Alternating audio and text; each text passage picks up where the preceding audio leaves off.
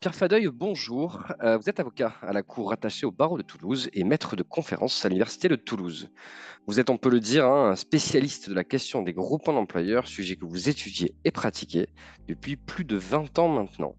Vous êtes également l'un des partisans de longue date de la mise en place d'une convention collective de branche des groupements d'employeurs. Je suis donc ravi, à ce titre et de nombreux autres, d'échanger avec vous aujourd'hui sur le sujet. Alors, pas mal de questions aujourd'hui, donc nous allons tout de suite entrer dans le vif du sujet. Alors, Pierre, première question. On voit que dans l'intérim, il y a une convention collective de branche depuis plus de 30 ans aujourd'hui. Le portage salarial, bientôt 7 ans, au mois de juin 2024. Alors, pourquoi finalement n'existe-t-il pas de convention collective de branche spécifique au groupement d'employeurs?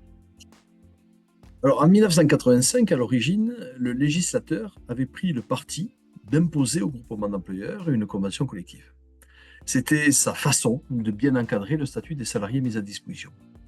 Mais compte tenu de la difficulté de créer une convention collective des salariés de groupement d'employeurs, il a décidé que les groupements d'employeurs allaient appliquer la convention collective de leurs adhérents. Alors, non pas au cas par cas, mais en choisissant une convention collective qui est la même pour tous ces salariés. Mm.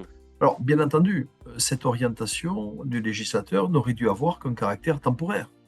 Oui, tout à fait. Mais quelquefois, ce qui est temporaire peut durer.